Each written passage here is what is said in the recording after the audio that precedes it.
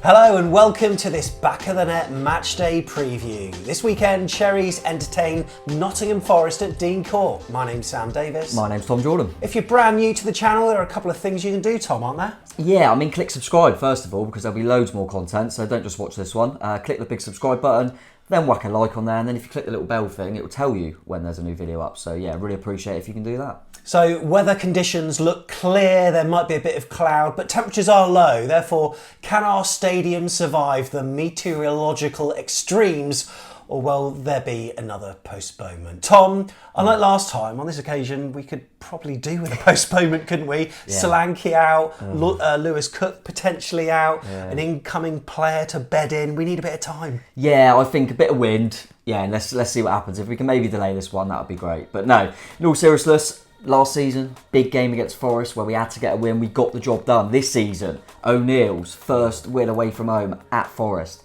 It's a good game for us, I think. It's a good game for us, mate. Let's play it. We got this. We got this. Of course, Forest fans on Twitter, they've been coming out in their drove with memes of like door handles falling off and lots more besides. It's got to be postponed, but assuming all is good, it's a 3 p.m. kickoff for what is a huge match for Gary O'Neill's men, as we welcome a Forest side that are on the up. Safe travels down. If you're a Forest fan, it's a 3.5 hour journey in the car, and trains, well, they're all over the place. That's going to take up to 5 hours if you're doing it that way. 3 changes. I don't think it ever used to be that slow, did it? Anyway, that's how long it's going to take. If you're getting off at Folkestone, there's a suggestion for you. Just before the main Bournemouth station, Folkestone for Boscombe it's called. Get off there, have a pint at the Bell, Forest fans. They welcome you. A few doors down as well, in off the far post. Worth going there as well. Loads of sporting memorabilia, loads of Forest stuff as well, I'm sure. Right then, what's coming up on today's show?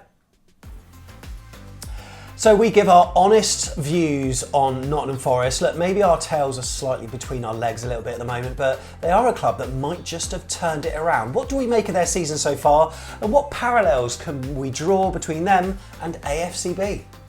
We'll also have to hear from what they have to say about us. Are they confident? They should be at the moment. And are they now looking at us thinking it's a game they really should be winning? Maybe earlier in the season they might have taken a draw. We get the views from YouTube to find out. Yeah, we've also got all the team news, injury updates, plus some chat about our new incoming player, Dango Ouattara. Still not sure how to say that yet. We will get confirmation. Plus, we'll debate whether this is really Gary O'Neill's last chance saloon. And then I'll give it a good crack at predicting both teams. I'm getting closer, getting a little bit better, but can I get 22 out of 22? Bournemouth's lack of firepower up front is worrying, so what can O'Neill do to change that? We'll have a look. Let's not start pessimistically. Shall we enjoy what happened last time at the City Ground? Great shout. Great day. Come on. Welcome to Nottingham. I think it's one that can go either way, obviously. I think we've got a good chance. These are the games you want to put your foot down. Yeah. Make sure you have a go.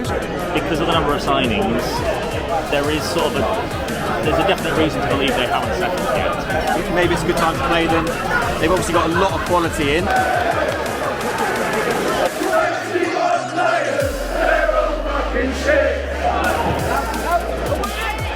Shit.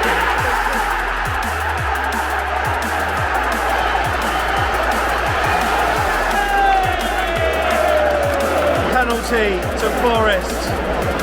Checking penalty. Checking penalty.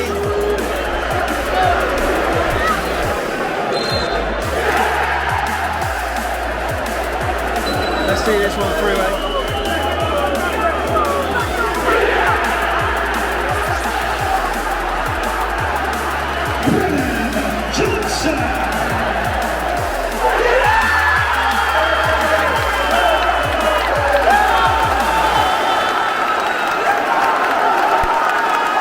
I've always said, I never said Bennett should come off.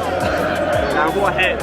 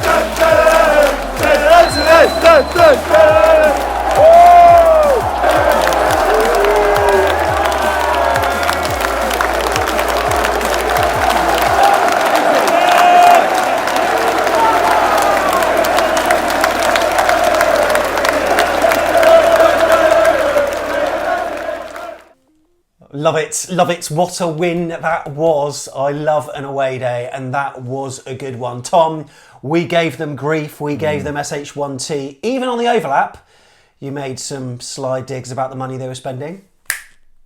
Yeah, apart from the fact that Wolves are getting a new manager, and it sounds like you might even buy more players in January, which will probably cause us some problems, and we're definitely going to be in it till the end. Oh, Tom. But look, let's look at the league table at the moment, and they are 5 points clear of the drop zone, and we are right on the edge. They kept faith with their under fire manager and enriched with a plethora of signings. Steve Cooper, he's finally got the side purring. So, Tom, giving the manager time, is that the way to go? Thought that was coming. I think. Listen, what they've done really well is we all know how many signings they made, and there was a load of them, and they started really poorly. But they knew they had a good coach. Everyone knew that. They knew they had a good coach, so they went, well, it's absolutely mad to think, they all click straight away. But we trust this guy. They outwardly showed, didn't they, that they were backing him, and now they're reaping the rewards for it. So credit to them for that. We're in a very different situation, in my opinion. Not obviously nowhere near as many signings, and also we didn't. It's not a coach that we know that we can trust yet. They had obviously a coach that managed to do amazing things last season for them, so he deserved the credit. I thought they were going to pull the plug on him, but they didn't.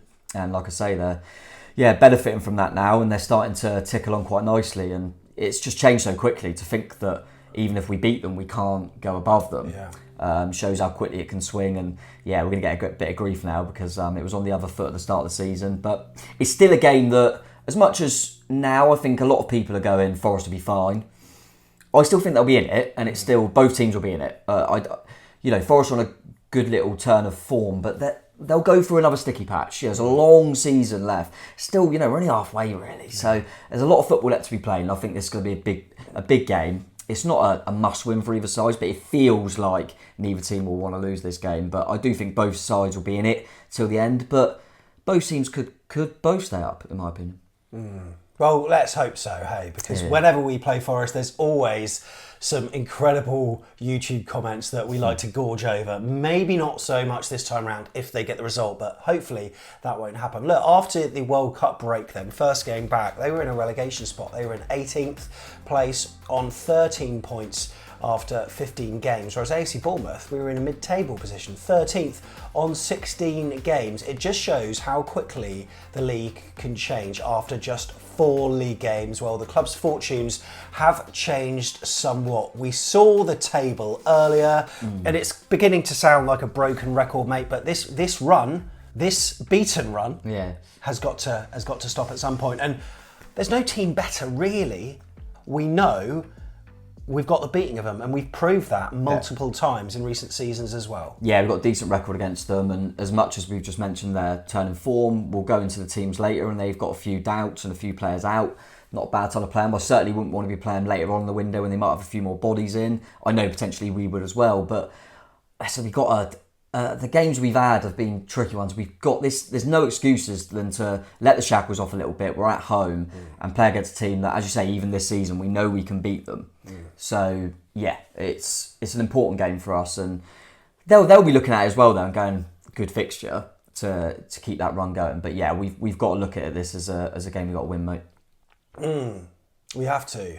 Look, I've been seeing a load of people writing about Gary O'Neill on Twitter, and we'll tackle him later on in the show. A lot of people, by the way, they misspell his surname by putting 2 L's in there, and I've been so close to saying, well, it's actually 6 L's in a row. Hopefully, it won't be 7. However, joking aside, it's a really good chance to get 3 points, and it's a 3 o'clock kickoff. It's not on TV. That's the only way that we've got wins this season, as we've alluded to in recent shows. And I talked about that head-to-head record.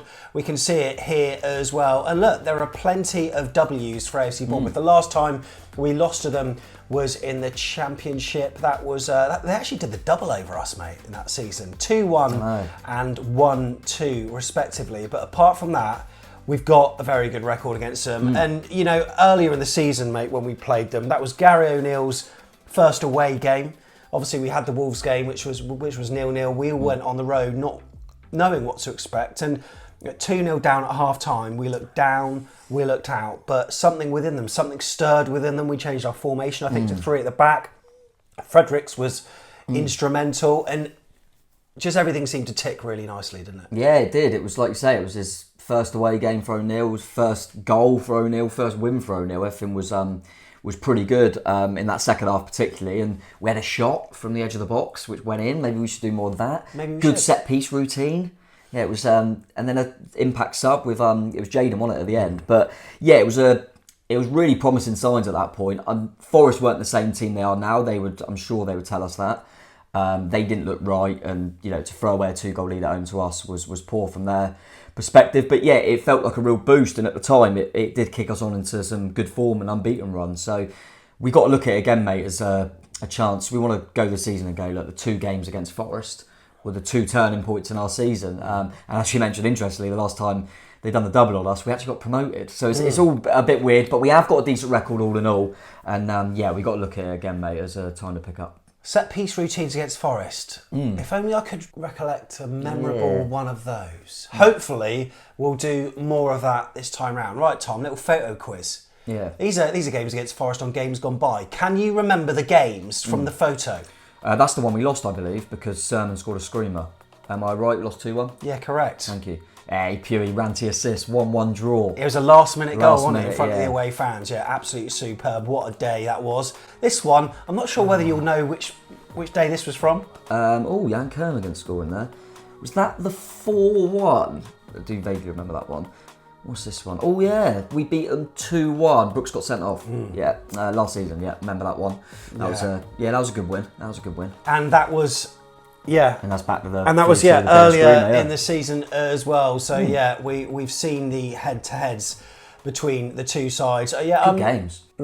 So Forest, of course, they're on the up and they're confident at the moment. So how do their fans feel about this game? We scoured YouTube to find out. Bournemouth at home, Bournemouth full stop are a bit of a bogey team for us. So I think, obviously, on the back of that result earlier in the season, when I think they got beat 9-0 at Liverpool at Anfield, I think it was fairly. The mood wasn't good around Bournemouth, so to come to Forest and win proper kick-started their season for a little bit, and I assume that they'll be right up for it, thinking it's Forest coming again. If they get a result, then it potentially kick-starts their season a little bit, so they're going to be right up for it. So hopefully, we've got to be on a mettle, and I'd take a point now. I would always take a point away in the Premier League, whoever the opponent is. However, I think now's the time to go in for the kill with Bournemouth. I think they've had their new manager bounce, and now they've remembered that they're not very good. And I think they're on a slippery slope. I also really want to win because I think we massively owe them one.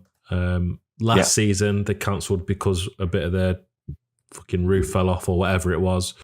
Then on the replay, we should have had a penalty, and that ultimately cost us automatic promotion, which I was very, very angry about because it was a penalty. And then this season, they've obviously we were 2-0 up and they came back to win 3-2. And it was a very low moment in our season. So they have become a little bit of a bogey team. So I feel like we do owe them one. And I think, again, similar to the Leicester one where you look back at the 4-0 and think that was a big moment, let's rectify it in the sort of second bit.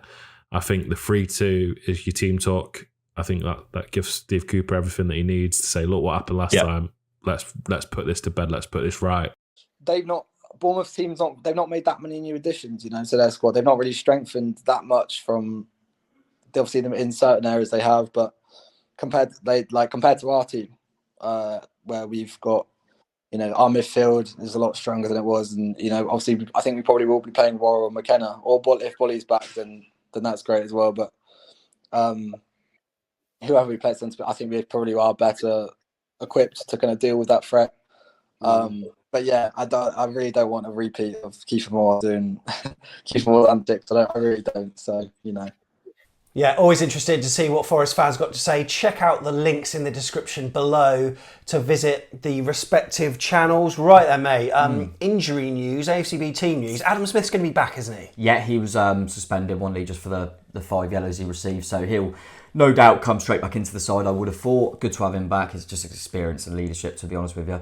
But big doubts, obviously, on Solanke and Lewis Cook. We're not really sure yet what the extent of those injuries are, but I can't imagine either will be available, mate, especially with Lewis's being so soon, a knee injury. So yeah, I'd be surprised if either of them two are involved. And then we'll have to wait and see on Dango. Could we have a new player starting? It's not going to happen, is it? Maybe bench if he made the deadline. Yeah, if he made the deadline, you could see him on the bench. I'd be surprised if he started because they've been working on stuff all week. Yeah, Dango, of course, coming from our sister club, Lorient. I still feel a bit uncomfortable with this whole concept, Weird, but I tell you what, mate, you've seen Twitter. Their fans are not happy, and they've even written an open letter to the chairman of their club. And then, look, I'll just give you a taster of it. It said, Friday, like all Lorient supporters, we learned of Bill Foley's entry into the club's capital up to 40%. As we learn more about this investor, our fears grow about the future of the club and its identity. Through this letter, we would therefore like, Mr. President, to express our deep concerns to you. And the letter goes on and talks about how resistant they are to Foley's input. It ends with saying, Foley out. It's not nice to read, actually. No. It is a really difficult one. I know that we'd feel the same. I would have thought it doesn't look great. I think put it in a bit of perspective. I was saying about obviously the main thing at the moment is they've just seen that their main player or one of their best players this season has gone to Bournemouth, or is going to Bournemouth. But the way he was playing, I think he was probably going to go somewhere anyway. We've given him a decent fit. I don't think they need to get carried away with that bit. But from their point of view, they look like that's happened so quickly. They think we are literally just this little toy in what is Bill Foley's, main goal, which is more going to be to feed Bournemouth. We're the mothership, yeah. Yeah, exactly. So it ain't going to sit easy for him, but I think it's still early days to see. I mean, he's still not going to want Lorient to do badly. He's not going to want him to do badly. He needs him to do well. He needs him to be making money. So yeah, I think kind of let's see how that one pans out. But I totally appreciate why their supporters, feeling very uneasy about it. I would be, and I certainly don't. There's a bit of banter and stuff on Twitter. I want to now. I'm kind of like I want to see Lorient do well now. They're kind of part of something that hopefully will be positive for both sides. But it will remains to be seen, mate. But let's see what happens with that. I hope it's. I'd like to think, as I say, Bill Foley will obviously want Lorient to do well. Yeah, of course. So surely that should be the main thing. But yeah, hopefully they don't get too downbeat about it because they're having a decent season as well. I must admit that over the last week or so, I felt just really despondent with everything. And I think it's because of what's happening on the pitch mainly. Yeah, of course. But also, I know that we've got Atara over the line, but Foley was promising 4 to 5 new signings. Whether that will happen, hopefully it will. And then the quotes about we're not getting relegated, guaranteed. I just think it shows some naivety. And these are the sort of promises that I'm always thinking about, and they're going to be made memes at the end of the season if we are relegated. I just feel really uncomfortable with that. And I was just saying to a few people on WhatsApp yesterday, I was almost more comfortable under Max Demin, where he said nothing. Oh, of course, yeah. And promised nothing, but he over-delivered in our heads, whereas the over-delivery is happening via the mouth from Foley, whereas action-wise on the pitch, we're not really seeing the fruits of that yet. And then seeing this reaction from the Lorient fans as well, I would hate to be in their position, and I can completely understand why they don't like Foley and also don't like us. But obviously, it is an investment that Foley wants to do to improve Lorient, so hopefully it'll work out for him. But yeah, there is a little bit of uncomfortability here. Yeah, there's some uncomfortability also comes through the fact that somewhere from the club, I don't know where, they're feeding different bits of information into certain press outlets, using certain words that then people like Ahmed Shubal, The Athletic and others are then starting to echo. For instance, the word confident. Yeah. The club were confident that we would land Marco Bielsa. It didn't happen. And then a week ago, the club were confident that we would land Arnaud Danjuma. And it's still rumbling on at the moment. What do you think about who's feeding the press this information, mate? Because it strikes as overconfidence and naivety from the people that are feeding the press people. Yeah, it's very odd to say that you're confident about someone that you know is a fan's favourite. On one hand, seems very odd because if it weren't to happen, you're going to let down a lot of people and people are going to be even more upset. I'm trying to think, is it whoever's done it, whoever at the club, whether it's Foley, whether it's Blake, whether it's whatever it is it that feeling of we're going to go for him. We're pretty confident we're going to get him. Let's feed that we're confident, because the club and the fans are so down at the moment. And they need it. They need a lift. And do we go into that game if they're all thinking we're going to get down, and just trying to lift us a little bit, and maybe it might backfire, it might end up working. I'm not sure, mate. Okay, when was the last time we were confident about getting someone, a manager, a player, and it happened? I suppose Utara, but apart from that, we've been linked with so many managerial names, world-class managers over the last number of seasons. None of them have ever happened. No, and we was it last season? No, before Parker, when Woodgate got the job, it was we're going to go externally, and then we just employed Woodgate, didn't we, and kept him on. So yeah, I think it's a dangerous game, because fans fans have got good memories, long memories, and they will because like I say, you mentioned it there about kind of being a little bit downhearted at the moment of things. I think it all goes to a wider point of the football is the main thing, and it's so dull. Yeah. So that now it makes it kind of about everything's downheartening. And I think, unfortunately, because of things that have happened in the past, you just echoed the Bielsa thing. I just mentioned about external appointments and confident about signing certain players that we may not sign. It ends up coming all down to a point where you lose a level of trust with people, and I think that's what's really difficult at the moment. And like you say, Bill Foley, all right, you said we won't get relegated, maybe we won't. We got a chance of not getting relegated, but we might. He said we won't get relegated. He said we're going to sign 4 or 5, and it's just a little bit concerning that you feel like, is this going to be lies, so to speak? And it's difficult sometimes when you see all that, and then you look at some of the decisions. Obviously, Gary O'Neill is the one at the forefront of everyone's minds at the moment, and it doesn't seem to tally up. We're not going to go down. We're going to sign all these players. We've got loads of money. We're going to hire someone that's never been a man. It just doesn't tally up. So I think also the excitement of getting new ownership and then seeing what you are on the pitch, it just doesn't tally up. So I think at the moment we're in a bit of confusion, especially what we're seeing on the pitch, mate. But honestly, a win at the weekend, and suddenly everything looks different. Everything can change in a few days in football. Right then, let's go through the Nottingham Forest team news. Apparently they've made 2 signings from Palmeiras, both in midfield. Yeah, they have. Danilo's just come in, so I can't imagine he'll be straight into the side. Not sure. Gustavo Scarpa's played a few games for him and seemed to have done all right. So he could well be involved. Bowlers, I don't know why they signed him. He's got out to Blackpool. He went to Olympiacos on loan, didn't he? Now he's gone to Blackpool. But they have a lot of injuries, mate. Yeah. I think I alluded to it earlier in the show that they've got some injuries. Goalkeeper's a big one. Dean Henderson looks like he's going to be out. Awani Yates got a few doubts in there. So yeah, even though they're on the up, they have got a few injuries as well, so it's quite difficult to predict the team. Bit of player watch. Sam Surridge, what's he doing? I'm not sure, mate. No, he's probably be on the bench or something, maybe. Steve Cook? He doesn't seem to be playing, and to be fair, at one point, their form's gone well, so you're not going to bring him in, but Bowley was another one who's had a knock with Willy Bolly, and I thought, Cook might come back in, but he didn't again, so he's struggling to get game time at the moment, and Surrey seems to be brought on the bench at the end, like we used to. Kind of, he'd always harass, wouldn't he? And good player to bring off the bench. So look, this is a huge match for Gary O'Neill. Is it his last chance?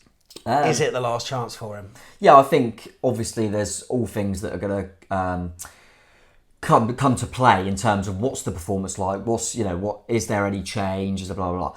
But the simple fact is, if we lose at home to Nottingham Forest, I'd expect him to lose his job. Yeah, just my opinion. I suppose it's helped by the fact that there's a little weekend break. So there's no match the following weekend. So whoever comes in, I always think that plays a part. Would they have him in consideration already? Whoever the new manager would be. Who knows, mate? We've gone through this before. It doesn't normally feel like that, but I think it works as well. We've obviously mentioned about transfers and stuff, and God, are we really going to get through 4 or 5 in? But then you go, but we've got a whole week after this game of nothing, and that's where. And that's like the last bit of the window. That's when all the transfers are going to be focused on, and potentially manager as well. If we don't win this game, I just can't see how, if we lose at home to Forest, he keeps his job. Well, yeah. Whatever happens, I don't quite want the terraces to be toxic. That was the title of our vlog, of course, when we played Brentford, because those chants are not nice to hear. And look, we appreciate that you may be feeling that, and a lot of fans that aren't singing it might even be thinking it as well. But in terms of trying to get the team over the line, then it's best not to do that. And you said that we all go to support the team, and that's what we need to do. I just don't think that helps. No, and we are going there. Think, why are you there? You're there because, and what do you want to see from that 90 minutes when you're in the stadium? You want to see us win, right? Exactly. Does doing anything during the 90 minutes negatively in terms of like booing and chants, does that help the team win? No. Absolutely not. Does cheering and getting behind them help the team win? Yes, it might give them an edge. If we play absolutely awful and get beat comfortably, and I'm not that type of person, but if you want to boo them when that whistle goes, I get it. Yeah. Because it's been crap. The game's over now. It's not affecting the rest of the game. You want to, you've paid your money. You want to boo them. I do get that. But during the game, there's no point unless you're 8-0 down. You can't come back. But we're not that sort of club. I don't want to be that sort of club. I am apprehensive about this game. Yeah. I'm anxious going into a match because I just think 5 minutes in we concede. We need a fast start. We need to score first, definitely. And then everything is. I mean, I've never thought of a game that's so massive to get the first goal, mate, or even a few chances early on. Yeah, if we start badly and concede, it could get nasty in there. And I'm worried about that. But hopefully we'll start fast and we'll get behind them and we can have a good day. Yeah, we absolutely need to. It is imperative that we have a fast start, and I think if you're a player with the group mentality, obviously pretty low as it is at the moment, if fans are booing you, you can either go one of two ways. One, no, I need to prove these guys right, or two, fuck these guys. And you saw the reaction when players were just going straight down the tunnel. There are a few players that applauded us off, but all the rest of them went straight down the tunnel because they were obviously not happy with the situation, not happy with the fans. They're probably fed up as well. They're mates with Lloyd Kelly, for example. You have what happened in the Burnley game. Billing come out and openly said, he's probably speaking on behalf of a lot of them, but Billing was the one that kind of addressed it and said he wasn't happy, and he was one of the ones that went straight down the tunnel, and he's probably not happy with the fans at the moment. Rightly or wrongly, this isn't going to help his performance if we go and do that again. So for 90 minutes, let's try and get behind them and hopefully that help them onto a massive 3 points, mate. Yeah, and it would be a massive, huge 3 points if we could get them. The referee is Andy Madley, of course. We had him once last season, and that was in our home win against Derby County. Lovely. So, all good. But Tom... As long as it ain't, what's his name? Jared Gillett. I'm happy now. Oh, my God. Yeah, Jared. Get him out. Yeah. Aussies not for the win. Right, Tom, do you want to predict the teams? Yeah, go on then. Right then, here we go. Tom is going to predict his team. So as soon as Tom clicks his fingers, we'll have the teams on screen. Beautiful. A thing of beauty when Tom does it. Look... We're going to go AFC Bournemouth first, of course, and this one's very interesting. We don't really know all of the team news at time of recording, so we're going to go with what we've got and what we think. So, who in goal? Gutted last week, by the way. I was one off, and it was blimmin' Solanke because we didn't really know he was out. And we did say that. We did say it. We mentioned it. Yeah, annoying. So I'm getting closer. But I'm going to stick with that kind of 4-2-3-1 if you like. Neto's back. Neto will be in goal. Yeah. We called that one, didn't we? Said that now he's fit, he'll come back in. Yeah. It's not really, Travis hasn't made a glaring error. No. It's just when you're down on your luck, you need experience, commanding, area communicator. So, I'm pleased with having Neto back. Yeah, I can understand that change. All right, from right to left at the back? Smith will come straight back in, I'm sure. No doubt about that. Mepham and Senesi will remain at centre-half, and whether I want it necessarily or not, this is what I'm predicting. I think Lloyd Kelly will play at left back. Yeah, no, this is the thing. Will he overlap? No. This is assuming Anthony up top. I don't know what you're going to do, but I do feel as though we need some overlapping anyway. Smith will do it because he naturally does that. Kelly doesn't. I think it's one of them, unfortunately, is getting that balance at the moment. Kelly won't give us the overlap, but it'll probably give us more security defensively. Zamora will give you the overlap, but we might get caught. I think you've got to remember, I think Brennan Johnson will come off that side a lot. He was very dangerous. And I just don't see us I certainly don't see Gary O'Neill, with what I've seen from him as a manager, taking that gamble of being exploited in that channel with Zamora bombing on. I just think he'll go, Lloyd, look after Brennan. And as much as I would quite like to see Jay-Z in there, I do understand why you'd be a bit worried about Brennan Johnson. All right, and let's go on to the midfield. You've gone to a 4-2-3-1. Lewis Cook, I suppose, doubtful. Yeah, I can't. We'll have to remain to be seen. Hopefully he is okay, but I can't see him coming straight into the side after that knee injury in the last game. So I'm going to put Pearson in there alongside Lerma, which, not ideal, but that's a lot of protection there. And that makes me think that front four should be allowed to flourish a little bit. Yeah. You've got 2 in there that will sit and be nasty. So And Lerma can go forward if he wants to, and he's shown previously that he can be. might give him a bit more of a licence to be a bit more of an 8. Yeah. Isn't it a bit weird now? All of a sudden we're starting Pearson, whereas before that he was barely ever used, and we were crying out for him to come in certain games at the end. And now all of a sudden he's thrust into the limelight. I just don't think that at the moment Rothwell doesn't look like he's ready to start games, and that hasn't materialised, that signing at all. So if Lewis is out, I can't see anything but Pearson coming into that role. Okay, and then the attacking 4. Then talk me through it. On that right side, I'm going to stick with Ryan Christie, working hard as usual. Hopefully he can do something more than that. But yeah, I think O'Neill likes him. Billing will be in the hole, I would have thought. Off the left, there's been talk of Anthony having a bit of an illness. Oh right, okay. Should be fine. It sounds like an illness. Hang and he just on. missed a day of Are training. you going to suggest something that is just mind blowing? He has to play Dembele. How can he What? not? How can he not play Siriki Dembele? He's got to play him, and I think because Kelly will play, and as you mentioned, will be a bit more protective, I think he can take that gamble. Maybe he's a bit too unpredictable. Maybe the team has got some kind of pessimistic, rigid, mechanical way of playing. Therefore, Dembele doesn't quite fit that from the start, and maybe he's just that loose cannon to bring on late into the game. Can he start? Mate, I don't. Every game I've watched since the break, we haven't looked like we can score until he comes on the pitch. Just play the guy, play him, and I think. When I saw that Anthony's just been a little bit ill, I thought that's got to be another reason to just chuck him in there. And I don't think Iwatara will be ready, blah, blah, blah. Just chuck him in there. Also, when we get onto the Forest team, their fullback, right fullback who I'm going to put in, is a good player. But he's a loose cannon. He gets bookings all the time. He's had send-ins off. He kicks out. Get Dembele running at him. And Dembele, let's face it, compared to Anthony, he can take on a man and he can beat a man, whereas Anthony, he's not really a taker-oner. Therefore, Lloyd Kelly overlapping isn't so much of an issue, really. No, and I also think we just said about kind of Dembele's impact.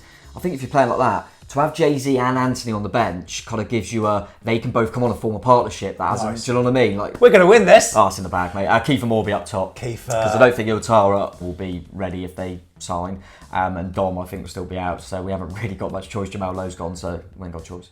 Forest fans, are you ready? Here's your team. Right, we've gone for, what formation is this, mate? This is a, 4-3-1-2? That's what I'll call it, yeah. It's a bit diamond-ish, but yeah, they it normally depends on who they've got available at the top end of the pitch, and I think we mentioned earlier that Awani looks like he'll be out, so I think they'll go with this kind of 4-3-1-2. That'll obviously be flexible during the game, but that's what I'm going to go with. In goal? It's going to be Hennessy, I think, because it looks like Dean Henderson is out. I mean, Hennessy's not a bad replacement, he's an experienced goalkeeper, but he ain't as good as Dean Henderson, so hopefully we have a shot. Okay. I alluded to the right back. Yes. Serge Aurier. Ex-Spurs? Ex-Spurs. Right. Loves a booking. He's a good player, but he's a hothead. Get Dembele running at him, but he is a good player, so I'm going to go Aurier. Yeah. Centre halves, it looks like Willy Bolly might be out, which makes me think that it will be Worrell and McKenna. I think they played in the last one as a pairing. McKenna, Lawrence McKenna? No. Paul McKenna? No. Which McKenna's that? What is his name? Scott. Scott. There's quite a few McKennas, but this one is Scott. I think they've got a partnership together. It's not they would want Bolly, but by the sounds of it, he might be a doubt. So I'm going to go with them too. Steve Cook not getting the minutes at the moment, and Loddy will be at left back. He seems to be quite consistent there and doing all right. So that's what I believe the 4 will be. Right bang in the middle will be Freuler. Yeah. I think he's looked really good for him, and he's kind of the one that disrupts the play and maybe the glue, if you like. Either side, obviously, it all depends on fitness stuff. I know Yates is a doubt, but I think he'll be all right. So I'm going to go with Yates and Mangala either side of him. Yeah. Any particular sides? Not really, mate. No. But I think they'll be either side of him. They'll be the engine kind of in there. I think they've been quite happy with Mangala, and Yates is a good footballer. And then kind of just behind the kind of front 2, I think will be Gustavo Scarpa. He's come in for him, and they've been pretty happy with him. So I think he'll be in there. And then Brennan Johnson, kind of off that right side, and Morgan Gibbs-White, maybe playing slightly off that left side. I think if our knee were to be fit, then there might be a change up there, but they tend to go with that if they haven't got that focal point of our knee, and I don't think Surridge will start. They're linked with Chris Wood, not sure how, by the time this goes out, how far along that'll be down the line, but if he does sign, I kind of would like us to have him playing before he does, because set pieces, he'll get his nut on some Yes, things. absolutely. But yeah, that's what I think they'll go with, but let us know, Forest fans, if you think I'm completely wrong or what you reckon will happen in there. If a loss was to happen at the weekend, it's not it's not the worst thing that could happen in terms of our survival prospects. I know what you're trying to say. I totally appreciate what you mean, but I'm a Bournemouth fan in the day. I just want to say it's win, mate. If I couldn't care less, because I do feel this is an important. This is, I know it's cliche 6-pointer, but as I mentioned earlier in the video, Forest will be scrapping. They might be all right. They look like in a good position, but they will be scrapping. We can't afford to lose these games. I don't. It's not my feelings towards who I want our manager to be is irrelevant on Saturday, because I just want to win the football match. Yeah. But if we don't win the football match, I'll be surprised if I get through my point afterwards without seeing these gone. To be honest with you, but for this game, I want him to stand a job, because that means we win the game. So yeah, I just want us to win the game, mate, and just see some positivity. And as we mentioned, it was his first win was against Forest, and we had a really good run after that, and we had some togetherness, and we had some belief. And you know, football is so quick, mate. We literally beat Forest. We get a few players through the door. Everything could be lifted again. We've got a nice little break, and then we go on to Brighton. Who knows? So let's hope it starts with a win, mate. If you're a Forest fan or a Bournemouth fan yet to subscribe, there's a little red button. What content can they see on the channel this weekend? They'll see loads, mate. Loads. Obviously, you'll have the fan cams after the game, the reaction. Any Forest fans about, you're more than welcome to join in with that, especially if you are disheartened. Just come on there, we'll cheer you up. But yeah, where we talk to fans after the game, that instant reaction kind of thing. The vlog will be out after that, and then we'll go into like a second look and discuss the game in more detail. We do loads of stuff, mate. And then away games. Actually, if you haven't seen, if you're a Forest fan that's just found this, go back. You better see. I know you'll think I don't want to watch the away day review because we lost that game for a Forest. We don't talk about the game. We talk about what Forest is like as an away day, and I've always enjoyed it. So go and have a look at that. But yeah, loads of content, mate, and hopefully there could be some positive. We've tried our best, but it's very hard to be upbeat at the moment. But I'm hoping some wins, some dealings, some incomings will be lifted very soon. Will be lifted, just like the Lighthouse family. Look, thank you so much for watching. Great tune. Lifted. Are the Cherries, and we'll see you at Dean Court. I was going to sing a song, but I can't think of it. We can be lifted.